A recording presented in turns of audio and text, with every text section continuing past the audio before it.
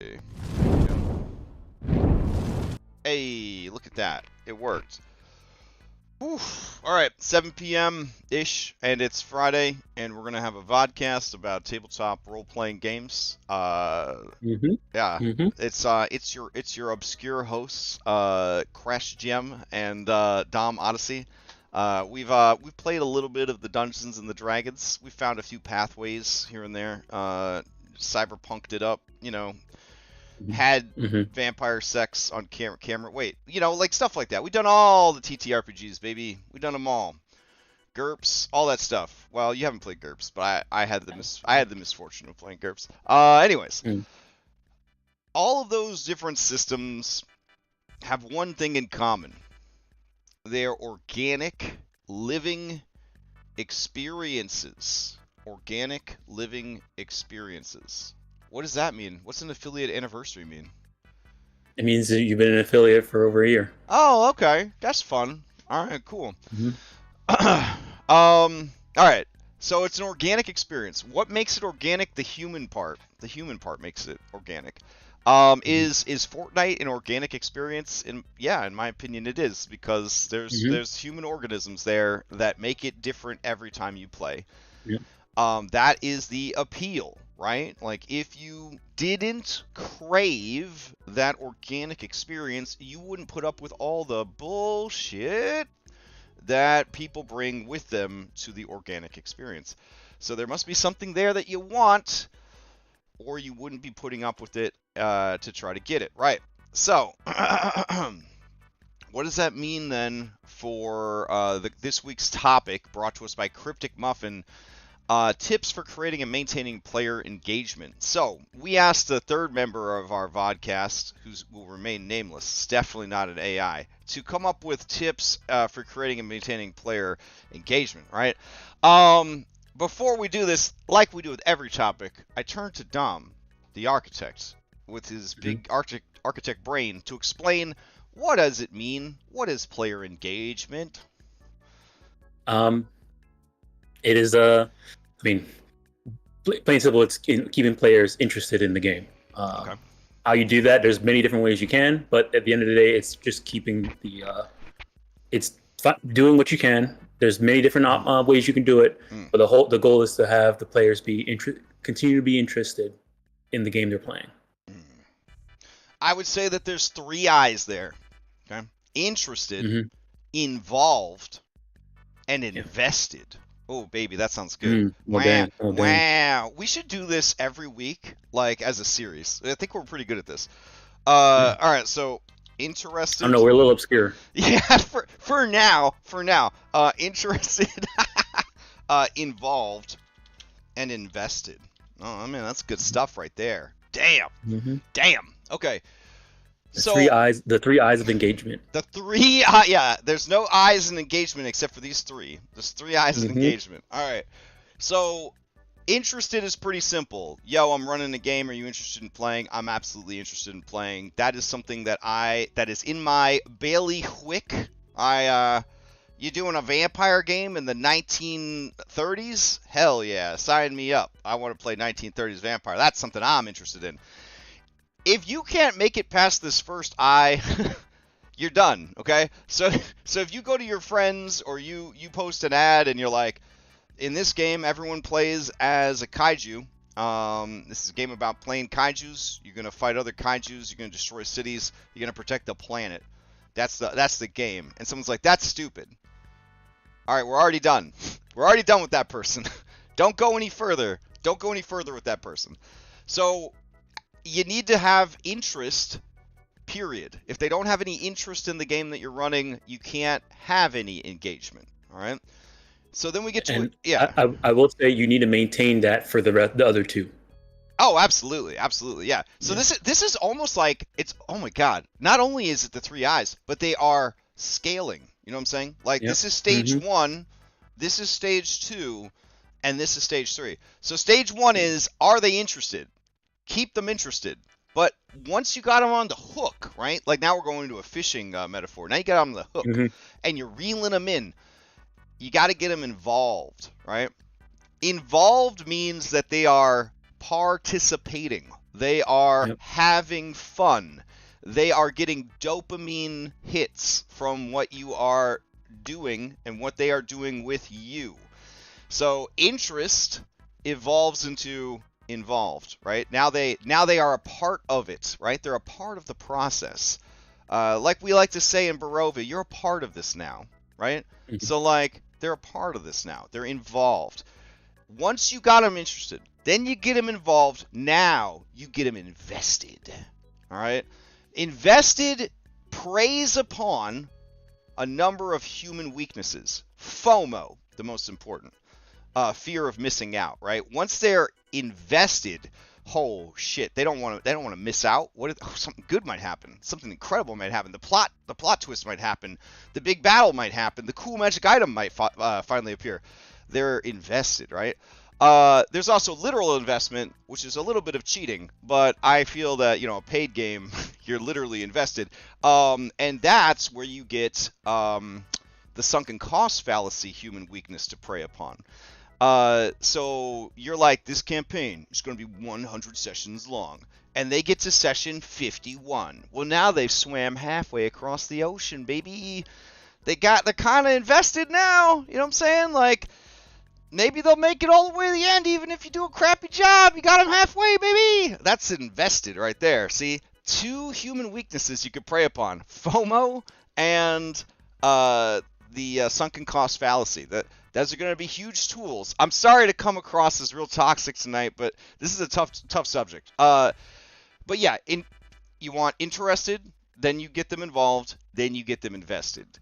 Sounds pretty easy on paper, but let's go into it deeper. Let's see what AI Chan had to say about this. All right, character integration. Tailor the campaign story to incorporate player backs. Before we read any of these, the AI Chan, being a robot, right? She doesn't understand the foundations of tabletop. So we're just gonna push this list down. We're gonna push this list down. Get out of here.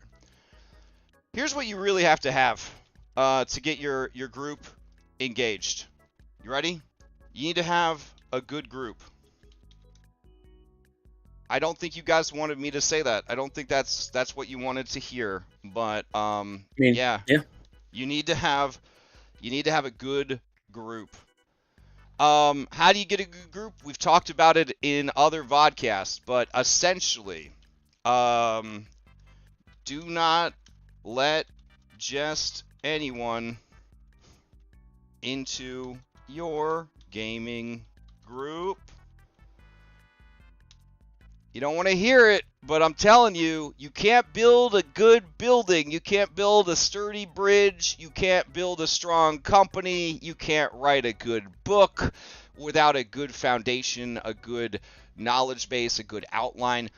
You can't sculpt a masterpiece with bad quality clay or stone. You have to have a good group. A good group. It's the worst thing I could possibly tell you, because for some of you, that's not an option. For some of you, you are playing D&D with the friends you made on Rugrats. You know what I'm saying? Fucking Chucky and Phil and Lil. You guys have been escaping from the baby pen since you were 2 years old, and you can never stop. You can't quit each other. You got to keep hanging out. Angelica moved into. So. Yeah, you can't. Yeah. And then Phil, he ends up marrying Angelica, and she's still a total bitch, but now she's at your D&D table because, they do everything together. And she's just on her phone the whole time, and it's miserable. You know what I'm saying? And and Chucky's there, but he spends the whole time getting free therapy about his dead wife, because it mirrors the death of his mother that his father had to deal with, and it's just a disaster. You don't need all that, okay? You don't need all that. I have a friends and family group, and it is my wife, my kid, my sort of kid, and his wife. And we make it work, right? We make it work. We know it's a friends and family group. We know that life happens and life comes first. We play maybe 2 hours a week when we can, and we have expectations in that area, right? We have discussed it in and out of the game. We discussed it before we formed the group. We discussed it in session 0. Hey, this is a friends and family group. we're going to be taking it easy. If people are feeling sick, if the DM is too tired, if life happens, if baby is crying and needs attention, we'll reschedule, we'll delay. That's fine, right? That's fine. We're all on board for that, though. We're all on board for that, and that allows us to play on our terms and still enjoy the game and still be interested, involved, and invested in the game because we had that discussion, right? You're saying there's an E before these three I's called expectations. Oh, yeah. Well, I mean, communication is, of course, the cornerstone of all TTRPG success, and expectations is the benchmark by which like all of your success is going to be measured. If you don't communicate your expectations, you're never going to get them met, and you're never going to be happy. So you have to have a good group. You have to have a good group. So you can do this by having a good ad for your game, which we've had a VodCast about. You can have this by communicating before session 0 all the things you're going to discuss at session 0.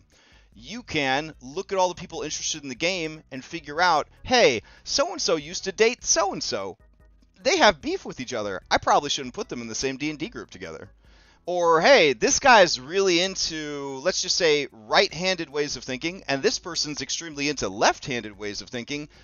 I don't know if they're going to be a good match in stressful situations in a political campaign. I don't think that's a good match. Maybe I shouldn't put those people in there. Maybe both of those people wouldn't be good for my political campaign because maybe they're going to bring a little too much of those, real-world beliefs into my game and bring it down for everybody else, or kind of force the narrative in a direction that not everyone in the group's okay with. You have to look at the game you are making. The group that you are building is the foundation of the game. All right? Game. So, you have to be, you have to have a good group. Okay. Yeah. Okay. All right. So once you have a good group, things will become easier. If you don't have the choice of having a good group, if you have to make do with what you got, and I mean that in the nicest way possible, but maybe you have been nominated at work to run the D&D group for work, and there's a couple people that you don't know why they're here. They must be very lonely, but they definitely don't want to be playing TTRPGs, but you're going to try to make it happen. It's going to be harder. If your best friend insists on bringing their boyfriend and he just is there because he's trying to earn brownie points, but he doesn't actually want to be there, it's going to be harder to do the rest of these things. But just because something is hard does not mean it is impossible. But if you have a good group, everything else we discussed tonight is going to be easier. All right. Now, with all that settled, let's get our document back. All right. So AI Chan says tips for creating and maintaining player engagement. Dom, you take the first bullet. We'll alternate. All right. So character integration. Actually, this is probably a little bit of a weakness on my case, but it's tailor your campaign story to incorporate character backstories, goals, and fears. A good example of this for people who've seen stuff on the channel, the Odyssey, those epic paths are a really good way to do it. Just set them up for if you're doing your own homebrew campaign or something like that, and there's some type of thing that's going. It's one of those things where we talk about reading the whole adventure beforehand, so you can set this up. But yeah, if a player is interested and they're interested enough to make a backstory for their character, if you want to get them involved, apply that backstory to the campaign story, and then they'll be invested because, oh crap, my character's backstory is involved in this. I got to see this through the end. I want to chime in and say that character integration is maybe the number one tip on this list of getting your player involved, interested, involved, and invested. Is now they are a part of the story. Maybe they are helping to shape the story, right? In Odyssey Prime, one of the characters said, "Oh, well, my brother, he got taken in by bad guy faction, and I think it'd be really cool if I occasionally ran into them, and it was relevant to the plot in some way. And so I went and I took an NPC that was already in a position that would be perfect for that, and I just nuked them. They don't exist anymore. And then I put that backstory character into that place. And then it's just even little things like that, right? They don't have to be the main characters. You don't have to do what I did with the last half of, or the second half of Skull and Shackles, where we threw the written adventure in the trash, and I wrote four different arcs about the remaining player characters, and each of them, or maybe it was five different arcs about, and each arc was specifically telling the story of one of the characters. You want to talk about making the campaign involve the characters' backstories. Literally, the characters' backstories for the second half of Skull and Shackles was those characters. They made that story, like they were that story, and those players were involved. Those players were invested, right? They were engaged in that shit because that's their story. That's me. I'm the main character right now. That's incredible. Yeah. In Rhyme, when I ran Rhyme, not to make sure I don't do any spoilers here, but you started off, everybody had a secret, and it came with part of the adventure, and so that was a really good example. Me being my first campaign, or anything like that, it was very helpful for me to find a way to integrate people's backstories into the campaign, because it kind of had it sort of built in already with everybody's secrets.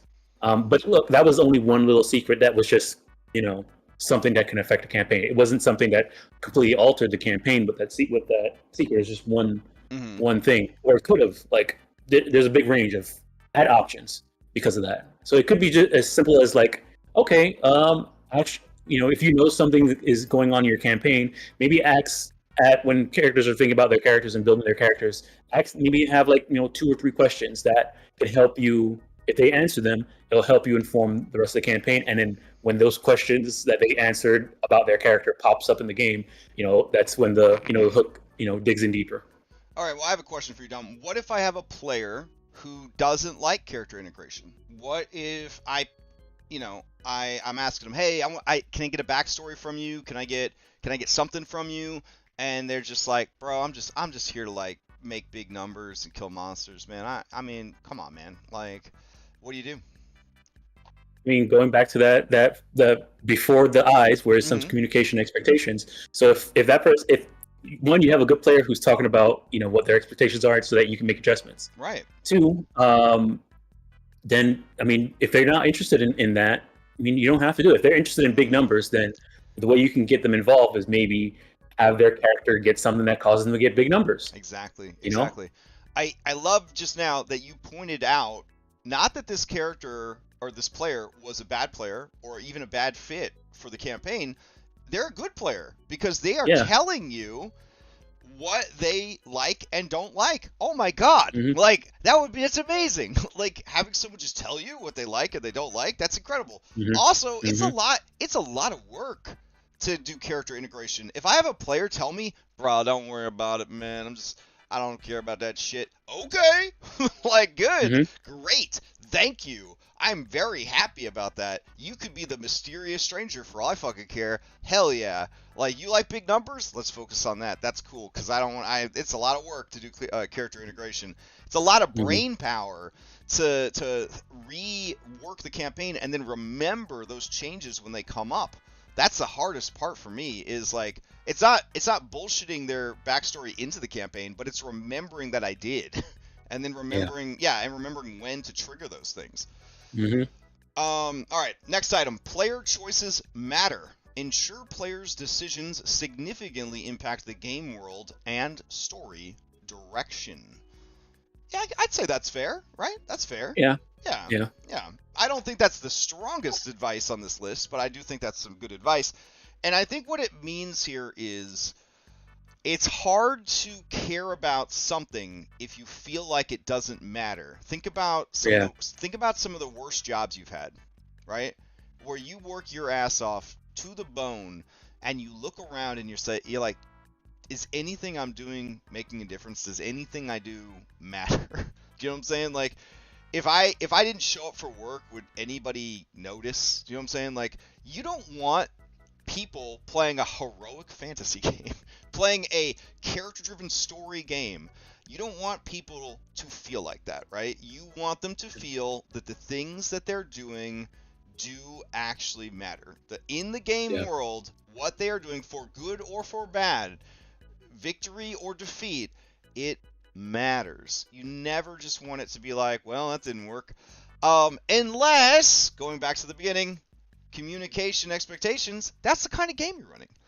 If you're running a Dungeon Town game where hundreds of adventurers go down into this super dungeon, right?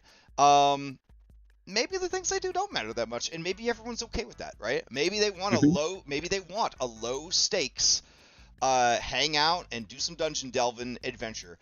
That is why I don't think that player choices matter is the most important item on the list. It's very much situational. I think it's very situational. But part of that player choices matter doesn't necessarily have to lead to like the story or the campaign. Right. It could lead to just their character, the choices their characters make. Like that Dungeon Town thing.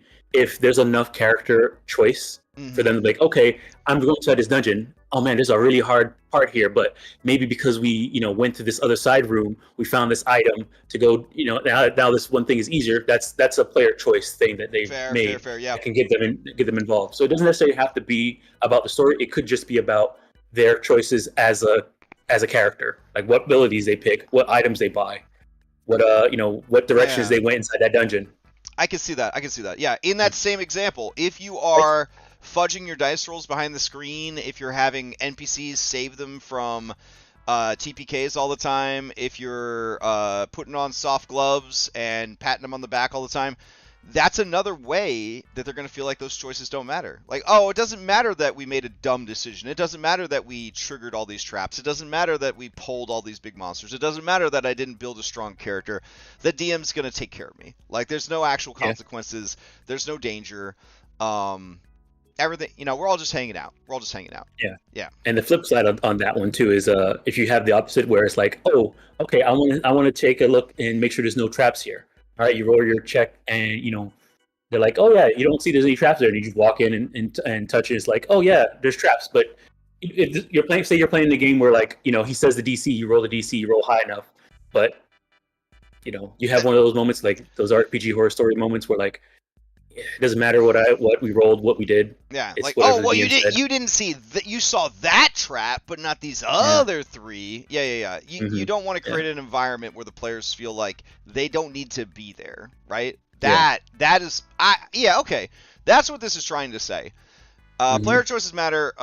Do not create a game where the players don't need to be there.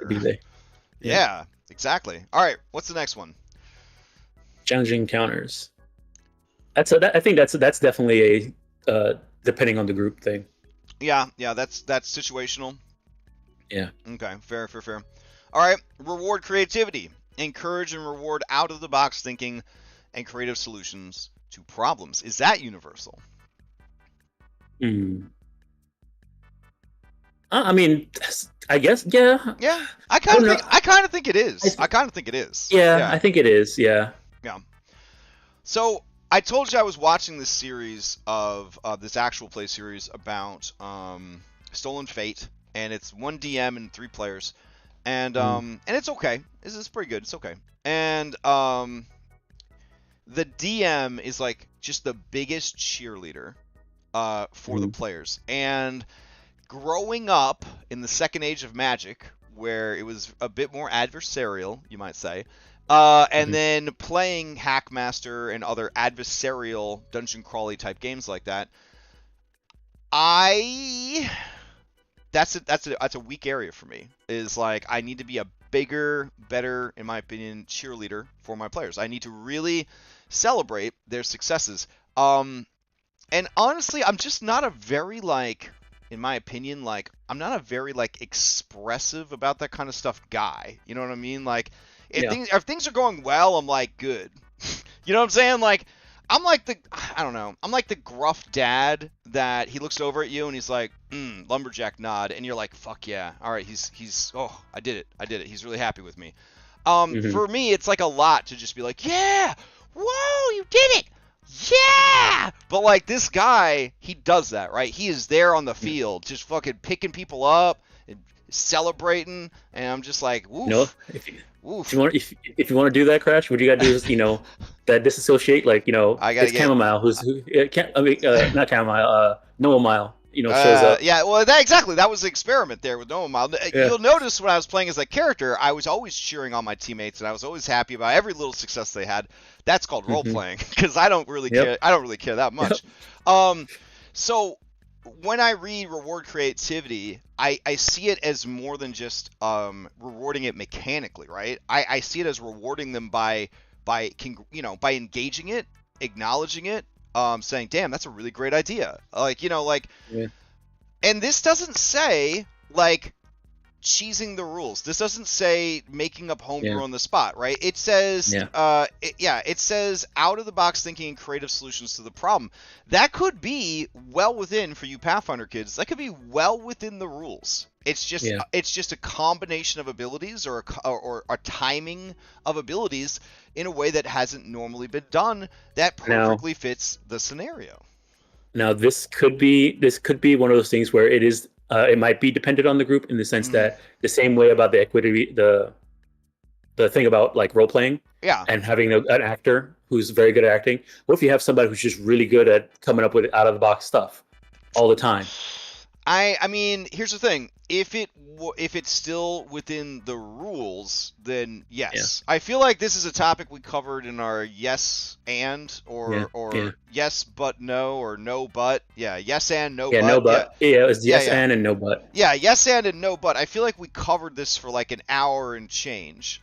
Creativity is definitely welcome at the table. It should definitely be celebrated at the table, but yet again, communication, moderation. Communication, expectations, moderation, all that good stuff.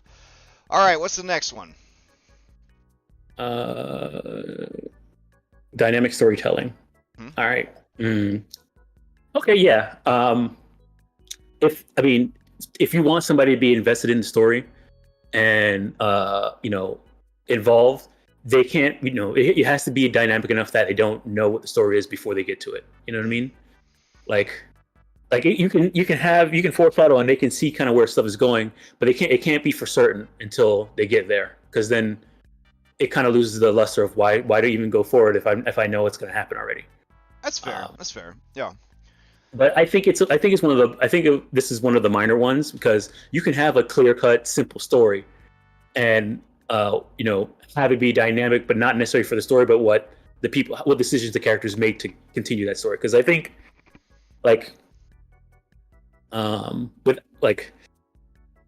you can have like a simple, like, we're gonna go fight the dragon and defeat the dragon, and everybody knows that that's what we're going to do, right? That's the end. And maybe there's some twists and turns on the way, but like, if there's not any twists and turns on the way, just the journey to get there might be interesting enough. And that's what I'm saying. It doesn't necessarily need twist all the time, right? If you don't focus on twist, but you do focus on character development, that's cool. If you don't focus on character development as much, but you've got some evolving story arcs and twists, just have some of this stuff, and it's going to make a big difference. For me as a player, right, dynamic storytelling, I would love to see it. You know what I'm saying? I would love to see it as a player. I like dungeon crawls, and dungeon crawls aren't necessarily the strongest for stories. But you'll notice the games that I run, there are a lot of twists. There are a lot of, I think, evolving story themes there. We had a VodCast. We've had so many now we can keep referencing them. It's great. We had a VodCast about cutscenes, right? Dramatic cutscenes. And I think about that a lot, because I think that they're going so well in Outlaws, and my Outlaws players and people watching Outlaws could tell me if I'm wrong, but I think they're going so well that now my number one regret for the 2 Red Hand of Doom games that I ran is that I didn't have those in place. Because I think that like a campaign like that, where the main BBEG is so deliberately far removed from the players, I think that like having that Saturday morning cartoon, Star Wars, Final Fantasy, right, like cutscene where the main bad guy is like, those heroes, they ruined everything again, right? And they're like really upset, and they're like they kill somebody, like force choke somebody, they flip a table, like they're all pissed off, right? Okay, the player characters didn't see it, but who fucking cares about the player characters, right? The players got to see that, right? The players got to see, oh, the thing we did, it made the bad guys so upset. We got to do that thing. I think that if you have a campaign where you don't have enough twist, character development, and evolving arcs because of the way the campaign is set up and the way that the narrative is written, I think you need to break the fourth wall a little bit to give them that. To give them that. Do you know what I'm saying? Let them see that they are forcing the story forward. Let them see that they are affecting the world. Let them see that they are eliciting that change, that they are causing people to develop their characters in certain ways. Like, show them that. Like, don't just hint that it's happening. Another thing about this dynamic storytelling that I watched a video or listened to a video the other day about this is everybody wants to be, when they first start out, right? You want to be a master storyteller. You want to be Matt Mercer. You want to be all these, you want to have these great secrets. Secrets. I got all these secrets. Keep playing my game. I'm going to give you these secrets. Okay, if you do not break the secrets up into smaller pieces and feed them to the players, they will A, forget that there were ever secrets in the first place. B, stop caring about the secrets. In order to keep them hungry for those secrets, you have to keep feeding them the secrets. I got this one group I've been running for 3 years. I still haven't told them all the secrets of the campaign, but man, do I hint about those secrets all the damn time. Every week or two, I hint about all them things that they still don't know. Every time, and they still want to find out after 3 years. They still want to find out what the hell's going on. You just keep feeding them little pieces. Here you go. You're almost there. You almost got the secret. Don't have secrets, and then don't hold on to the secrets like they're elixirs in your role play, your video game. Okay, like I better hold on to this just in case. Then the campaign's over, and the players are like, we never found out what this, and this meant, and you're like, it doesn't matter anymore. Like, that's a terrible feeling. Like, you know what I'm saying? Yeah. Like, if you're going to have secrets, you tell them the goddamn secrets eventually. Like, please, for the love of God, at least get them so tantalizingly close that even you want to talk about engagement. If there were secrets and I didn't know the answer, I would show up every week to try to get them fucking answers. I don't want to be held like at just an inch away from the secret. Speaking about that, in Cyberpunk right now, I've been sort of dropping little things since the beginning of the campaign, and so now that some of the things are coming up, and I tell you, it's so satisfying seeing the players be like, wait a second, go back to session 1. This was mentioned, okay, and then go back to when this was mentioned. What does all this mean? So, like, if you want to have those like moments of like, I'm hoarding my secrets, it feels better if you drip feed them. Absolutely. I will say that dynamic storytelling is one of the highest level skills that you will have to develop as a game master, as a dungeon master, as a storyteller. One of the highest level skills, right? It's not something that is going to be easily developed. Even if you are an amazing writer or a screenplay writer or all that, this is a different thing entirely, because when you're writing a book, you're in control. When you are dynamically telling a story to a living organism of like 4 to 6 human beings, like, it's a lot harder. It is a lot harder. You have to be willing to do rewrites, revisions on the fly. You want to incorporate new things into that idea. But when you pull it off, it is one of the finest feelings as a DM. I will never forget this one campaign where there was a recurring bad guy who took different forms throughout the campaign. And when the party finally figured it out, I could see the visual, like, movie effect of, like, the camera, like, hitting them in the face, and then the flashbacks to every clue and everything that had led up to this bad guy being revealed as the same bad guy from the entire campaign over and over and over again.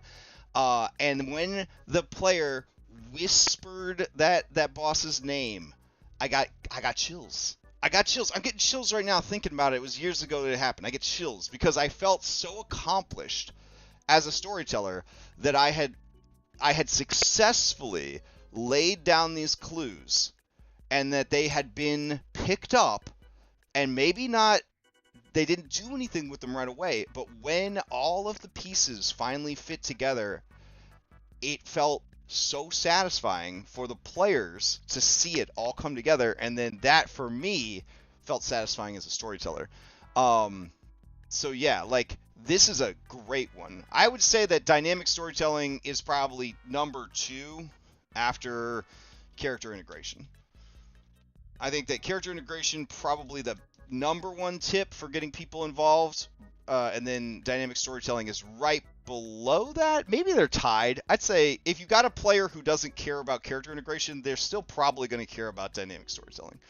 But I would put I think dynamic storytelling and player choice are at the top. Oh, really? So you put character integration like third? I'll put character integration third. All right. Yeah. All right. So I don't know if dynamic. I maybe player choice might be above dynamic. I don't know. Both of them I think are very important. These are definitely the top 3 so far. Top 3 so far. All right. So then, the one I get to read is clear communication. Establish clear communication for feedback, preferences, and game expectations. We already had that at the very beginning. Yeah, we had that at the very beginning. All right, you're up. Shared world building. Tell us about it. Okay, shared world building. Involve your players in world building to increase their investment in the. Wait, where'd it go? Oh, it went down. Oh, sorry. Hold on. I moved that up to step 1. In the game setting. Okay, so yeah, I did this in Cyberpunk a lot, and part of that was have the characters create NPCs on the fly. Like, there's options like, okay, do you know a guy who can help you with this? And I know Leah invented one NPC that has been like a staple throughout the entire campaign, which has been fantastic. Another thing about this is I told them, and this kind of has to do with the player choice, character integration, and sharing and world building. Kind of all these kind of happen together. At character creation for Cyberpunk, I had all the players pick another piece. Like, we rolled, and every PC had 2 other PCs they had a connection with. That had some type of backstory connection with each other, and an NPC. Then they also had an NPC that I had to bring into the world that they were close to, that they cared about. And then they were allowed to just make up NPCs if they needed to on the fly. If they had to, do you know a person? Roll a check, and maybe that person can help you. So, and a lot of the NPCs have been made because of that. One character, Darby's character, he had a bunch of family members that were just part of the world, and when his character died, they were still existing in the world. So, but still, I mean, having them be involved in telling the story is very important in a TTRPG like this that we play. You want them to be part of it, get involved, get invested, and they also, by getting involved like this, it makes things a little bit easier for you too. Absolutely. Yeah. How can you not be involved in a world that you helped build? Do you know what I'm saying? Yeah. Do you know what I'm saying? Yeah. Like, all of Odyssey, Mythic Odyssey has a lot of NPCs. It's a huge campaign, right? It's got a lot of NPCs. There's one NPC that every person would die for in an instant. That's Telemachus. Telemachus was a random bandit with no name. His name was randomly generated when they decided to spare him and make him swear off of being a bandit and swear to live a good life. And then he kind of became, for them, the symbol of everything that they were about, right? Which is redemption, right? Which is being better than you were before. And I, as the DM, could have just been like, yeah, cool, you saved this bandit. And then they never saw him again, right? I moved on with my fucking life. All right, well, they spared that bandit. No. They spared that bandit. That's their bandit now. That's their bandit. You guys watched as he went from like one crazy thing to the next, and like it was driving some of you crazy. It was making some of you laugh. It was making some of you guys really, really proud. And then you guys created your own favorite NPC in a way. You know what I'm saying? Like because your actions did that. For Curse of Strahd, for the 2 Isekai games, I said that you had to bring a companion with you because you're invested from the very beginning, right? Because you made the person, aka your backup character, that you care about, right? That you have to take care of, that you have to protect. I created involvement and engagement before the game even started by saying that you had to bring a second character that either protected you or that you protected, that you were in some way connected to. And I loved how that worked so much that when I did my Outlaw games, as part of setting up for the game, I said, I need you guys to give me a couple of people that someone you really hate, someone you really love, like someone that you depend on, someone that depends on you. And then I had these characters, and then I looked at the adventure, and I said, oh, this is actually the perfect fit for this person. So I took that character out of the adventure, and I slotted their character into the adventure. And then in some places, there just was no place for this character, but that's okay. I still found places to put those characters. Now, I feel that I could be doing a better job with that in Outlaws, but I am kind of being very forgiving of myself with Outlaws, because for me, the main goal is to learn how to DM Pathfinder. It's not, this isn't going to be like my magnum opus of storytelling. Sorry, Outlaw players. It's not going to be like my greatest story ever told. This is going to be trying my best to learn Pathfinder and still run a good game. But like, I feel like that helped, right? Because the players did feel a certain amount of involvement, a certain investment in the world, right? That they were making up characters and stuff. Are you going to do that for Kingmaker? Oh, so you want to talk about shared world building? Kingmaker, we will be building a West Marches world together. It is going to be the ultimate are you invested, because like everything you do, every tavern that gets built, you are naming. Every shop corner, every street, you will have the option to name these things. When the main characters need help, people on the server will be hired and recruited as adventuring parties to go out and do these like quests for the kingdom. And then they will be rewarded possibly with their own small lands and village or something like that. Like, it's going to be the ultimate shared world building experience. I'm very, very excited about that. All right. Balanced spotlight. This is very important. Ensure each player has their moment to shine by spotlighting their character's strengths and story. Okay, so we've talked about the different types of players. We've talked about spotlight hogs before. We've talked, I think, about how a good D&D game is like a good orgy, but we don't need to go down that discussion again. But anyways, everyone needs to have their needs met, right, at the D&D table. There are going to be wallflower players who don't want to be in the spotlight. They want to be there playing the game. They want to be there experiencing the story, but they don't really want the spotlight turned on them. They don't want to be the center of attention. They don't want to have to like do a lot of role-playing. Just like the guy that might not want his backstory to be super involved or complicated, there's going to be the players who really don't want to be in the spotlight.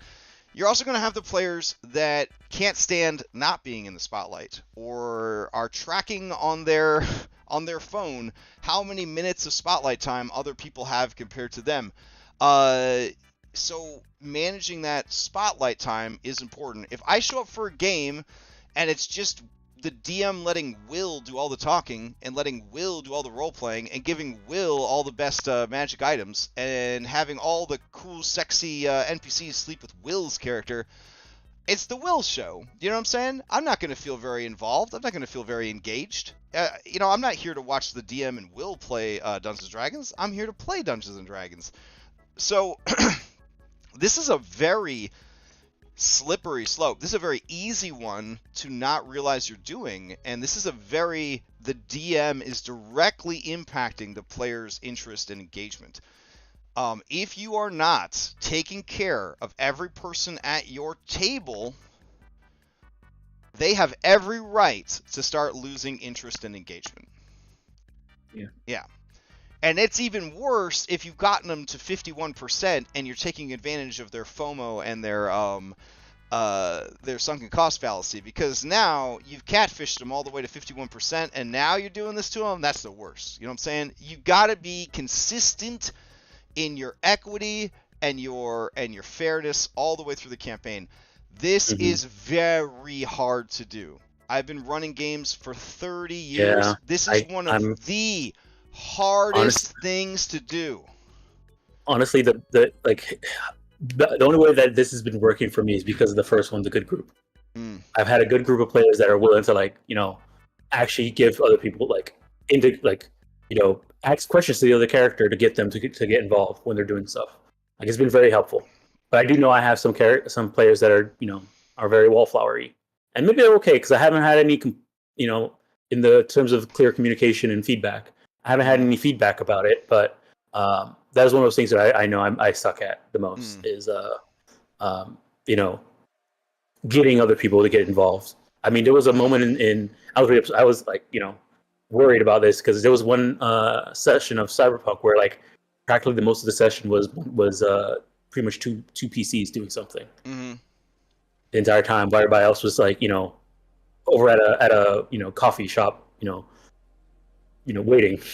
Yeah, no, so, it's really hard. It's really hard. Yeah.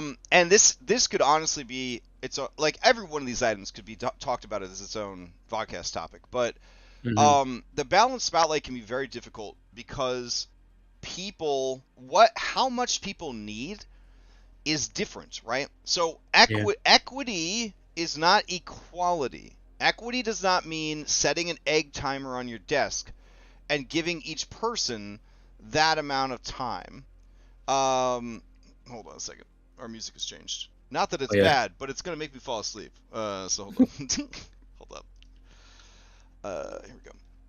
Yeah, so equity doesn't mean giving everyone an equal amount of time. It doesn't mean you get 5 minutes and you get 5 minutes and you get 5 minutes. Equity means giving everyone what they need, right? Like what they need. Making sure that everyone has equal access to the things that they need. So if Wallflower player just needs you to check in every 20 minutes and be like, hey, how's Samson doing? Oh, they're good. They're good. Do they have anything to add to this very heated debate? Well, no, not really. Okay, maybe they're going to say, no, not really, 9 times. But maybe the 10th time that you ask them, hey, it's getting pretty heated in here. Does Samson have anything to add to this incredibly important political discussion? And they say, actually, yes, Samson thinks this. Holy shit, right? If you didn't keep checking in, checking in on that player on that 10th time, it wouldn't have happened, right? There wouldn't have been a 10th time. Because maybe you're like, after 5 times, you're like, shit, this player doesn't give a shit, right? They don't care. They never have anything to say. They never have anything to add to that. No. You check in over and over and over again. But you don't do it every 5 minutes, all right? You do it if it's a 3-hour session, I'd say, every 30 minutes or so, every 20 minutes or so, you kind of say, especially if you're not hearing from them, you say, hey, how's Samson doing with this? What's Samson doing? One of the things I love about Pathfinder 2 is the exploration actions, right? Because I grab everybody's minis, I click a button, there's a pop-up on their screen, they have to interact with it, right? I see, oh, okay, yeah, so Samson's going to be, raising their shield. And I say, okay, Samson, so you're raising your shield? That's cool, man. So you're going to be up front, keeping an eye out for danger, and then you hear Samson's player turn on their mic and say, yes, that's what Samson's going to do. And then they mute their mic again. And that's fine. That's fine. But we're engaging with Samson in the same way that we would engage with the drama queens and the prima donnas and the spotlight hogs, right? I have players, and I'm not going to put any names, I have players that if they are not given enough time in the spotlight, they will be upset. They will be upset. and that can be very difficult. That is one of the major reasons that I no longer run 6-player groups, because it's just not fair, right? It's just not fair. There's people have needs. God forbid you have a player who needs a lot of spotlight time in a group of 6 players. What if you have 2 or 3 of those people in a game with 6 players? What the hell are you gonna do? You know what I'm saying? Yeah. I know Carsafona mentioned earlier today that they've switched over to 4-player games, and God bless. You know what I'm saying? Like, a 4-player game is amazing. My one complaint about a 4-player game, it's too easy to have to cancel a 4-player game. A 5-player game, one person's out, we can still play. But a 4-player game, one person's not there, feels, I don't know, feels kind of bad. I don't know if I'd want to play, you know? But with a 5-player game, I could definitely see one person not being there. That's fine. That's okay. Yeah. So anyways, balanced spotlight, one of the harder things to do. And something that I still have to deal with all the time. Yep. Yeah, it's really hard. Yep. It's hard. Yeah. All right. You're up next, right? Varied gameplay, mixed combat, roleplay, and exploration to cater to different player interests. I mean, yeah. You wanna make sure that's kind of goes with a bit of the dynamic storytelling part too. Is like you want to have some type of variety to keep people engaged. Like unless you have that party that like all they like is combat, and this is a dungeon crawling. They want to leave the dungeon, rest, do some quick shopping and head back in. Mm-hmm. But you also even if it's maybe instead of it being 3-4 different types of thing, maybe that group needs 2. They need to have dungeon crawl, and then outside the dungeon preparation for the next dungeon crawl. And maybe it's just that flipping back and forth that's enough to be varied enough for them. And the varied gameplay is another thing that would be addressed in the very beginning with good communication and forming a good group. You would not make a group that is 4 people that love bamboozling and role-playing and bullshitting their way through all the problems, and one guy who is there to show you that he can make the biggest fucking numbers. I'm ready to kill people and make big numbers. And then the other 4 people are like, whoa, we don't fight here. We bamboozle our way through our problems. We collect NPCs like Pokemon. We don't hurt anybody. We're trying to get through this whole campaign without dropping a single damage. Like, that's kind of on you guys as a group that you didn't know that before the game started. You know what I'm saying? Like, yeah, you really need to establish that. If I advertise a dungeon crawl, but then I have 5 people apply and they're all like, so what I was thinking, hear me out. What I'm thinking is, we're just con artists and we just bullshit our way through the dungeon. We never actually do any fighting. We just bullshit our way through the dungeon. And I have 5 people that all said that. I would probably say, you know what? Let's do it. And I would put a group together of those 5 players and say, this is the Dungeon Bamboozle Squad. I was going to run this as a death trap dungeon, but now I'm kind of curious to see what's going to happen. But I wouldn't put one guy who was like so excited about bamboozling his way through the dungeon with 4 murder hobo Pathfinder kids that are just there to make the big numbers happen. You know what I'm saying? Like, that wouldn't be fair to that guy. I would say, hey man, I love your idea. Someday I would love to run a group that is bamboozling their way through a dungeon, but this time this is not the game I'm going to run. I don't have enough people that want to do it that way. I think you're a great player. Would you be interested in playing in a Pathfinder Kids Make Big Numbers group? I know it's not what you want to do, but if you think you could enjoy that, then you're welcome to join because I think you're a great player. Yeah. And they might say, hey, I really appreciate you being honest with me. Yeah, sure. I'd like to give that gameplay style a try, right? And that's all about communication. It's hard to run the perfect game, right? The capital P perfect game that has the absolute perfect amount of combat, roleplay, and exploration. First of all, if you're running 5th edition D&D, there is no exploration tier of play. It's called Goodberry and Tensor's Floating Disk and Tiny Hut. There is no exploration like here. This doesn't exist. It's just called rolling a survival check. Yeah, there's no Yeah, this isn't a thing. This isn't a real aspect of play. So I guess for 5th edition, it's not that hard. You gotta do what, 50-50 combat roleplay? Dunzos. That was easy. Anyways, regular breaks. I don't do this at all. I don't know if that helps engagement or not. Now, Jenny D, the Princess Diana of Dungeons and Dragons, she put out a video last week about ADHD players in Dungeons and Dragons, and as an ADHD player in Dungeons and Dragons, it was a very good video. She did a phenomenal job, like she always does, with the video. It was good production values and well delivered and clever and sassy and all the things that just makes Jenny D she's so fucking amazing. All right. However, as a person with ADHD, we take a break. There's a good chance I might never come back. So,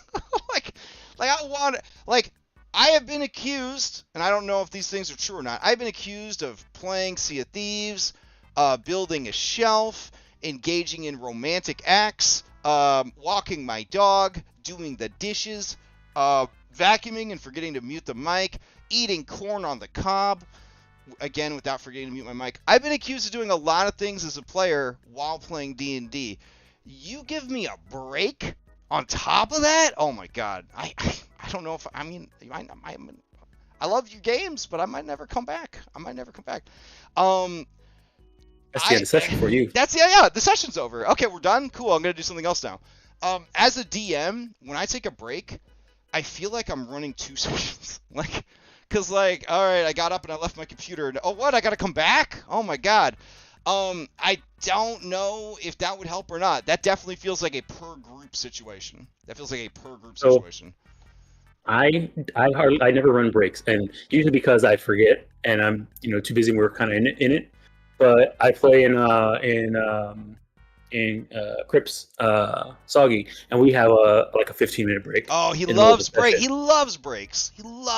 Breaks. Yeah. And sometimes it's okay. I mean, on that Saturday night, when we have that break in between, sometimes it's good. Sometimes we're just sitting down waiting, and we're having just out of character chat. And then sometimes we go and do stuff, and then we come back and we continue, and it's not so bad. But it is. I think it is very much on the group and the GM on if it works for them or not. Honestly, yeah, I would. I can go either way. Yeah, I would put regular breaks on the optional per group list. I definitely wouldn't put this as a main tip. I'd put this in a whole nother section. So put this way. I don't know if regular breaks is a engagement and interest involvement. I think it is for some mindsets. I do think that some people need a chance to be like, I need a chance to process everything that's happened so far so that I can then engage with what is coming up next. There are brains like that out there. There are people out there. And I have had scenes, and you've been in some of these scenes in games, where I say, you know what, we're going to take a break. Right? Because the scene was so heavy or so fucked up. Or so and it's like, hey, you know what? If we keep going right now, it could be real bad. You know what I'm saying? We're gonna stop for a second. But I guess having a out of character conversation about what's going on right now, about what we're going to do next and stuff like that. I don't know if I consider that a break for me. Yeah. But I mean, I've actually just said we're on break for the next 5 minutes. You know what I'm saying? Yeah. My argument here is, and I don't mean to come across as being like a douche about this, right? But the whole point of this VodCast is keeping people engaged. If everyone is so engaged that you forgot to take a break, I feel like they were all pretty fucking engaged. Yeah. You know what I'm saying? If you forget to take the break, I think you did it right. I think everybody was so engaged that they forgot that they needed to take a break. For all you bathroom enjoyers out there, I'm sorry, I'm just not the DM for you. I found out who all my bathroom enjoyers were when we switched to active initiative. That's when I really found out who all my bathroom enjoyers were. But they're like, I used to depend on my turn taking 10 to 15 minutes to come around. Now with active initiative, I never know when it's safe to use the bathroom. And it's like, that's a whole thing, but thank you. Outside of combat. Yeah. All right. Next up is... Session recaps. 1000%. Yes, do it. Yes. And make the players do it. Do not do it. Do not do it yourself. Whatever you gotta bribe those little assholes with, get them to do the recap. Promise them anything. Give them whatever it takes to get them to do the recap. Here's why. As a DM, nothing tells you what's sticking better than the player recap. If the players are doing the recap and they completely forget an entire scene, you may wonder to yourself, was that scene not good? Was that scene not memorable? Was that scene just that particular player didn't care about that scene? Like, why did they leave that out? Did they meet a very important NPC and not even mention that very important NPC? You might think to yourself, oof, I better do a better job of establishing that NPC since they're secretly the BBEG of the whole campaign. I kind of hope that they would remember that they met that NPC. Yeah, that's what you gotta do. You use that, as always as a DM, you use that information against the players, right? When they do the recap, now you know what hits, what sticks, what's important to that player, right? What's important to the group. And there's going to be players that hate doing the recap, but if those players speak up and say, hey, you forgot about such and such, now you know what that player thinks is important. So important that they would speak out of turn during the recap. So, yeah, recap is really important. Maybe not the most important tool for player engagement, but definitely a very important part of the process, because that's showing you the engagement. That's showing you how involved and invested they are. I think it's the middle one, the middle eye. Gets them involved. It gets them involved, absolutely. All right, next up, flexible game design. Be willing to adapt the game based on player feedback and engagement levels. Well, I guess they were saving the best for last, because, yeah, absolutely one of the most important things. I'm going to put this all the way up here. All right, so what this means is if you are seeing a lack of engagement, here's what you do. Go back to the beginning. Communication and expectations. Say, hey, guys, before we start tonight's session, I need to talk about something. I've noticed that there's a definitive lack of investment, of engagement in the campaign. And get ready to have your fucking feelings hurt, okay?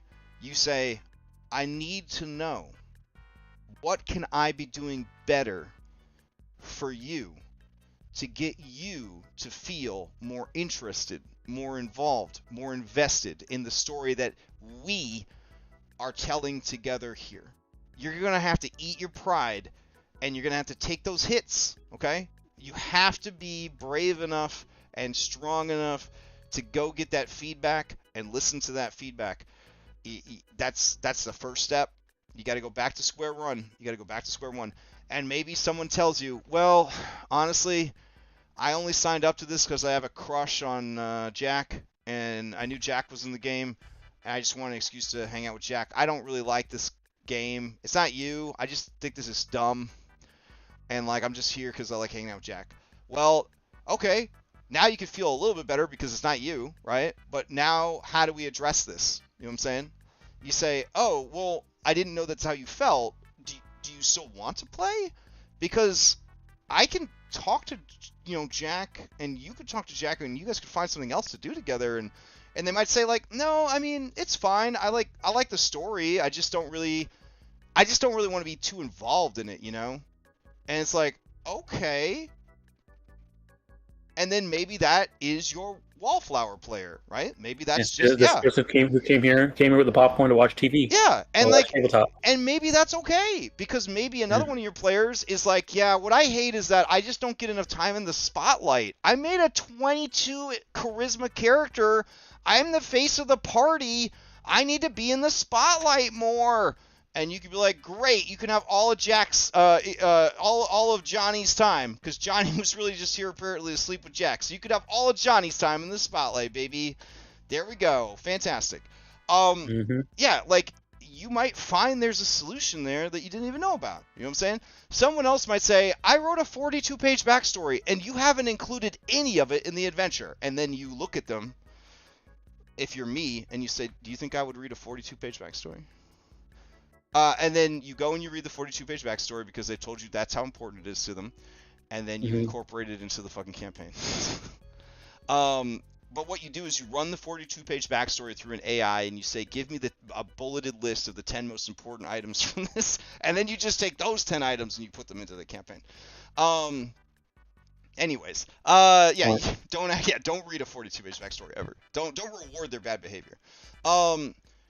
But yeah, that's what you have to do. If you feel that you're not getting it, you have to go back to the beginning. You have to go back to the beginning.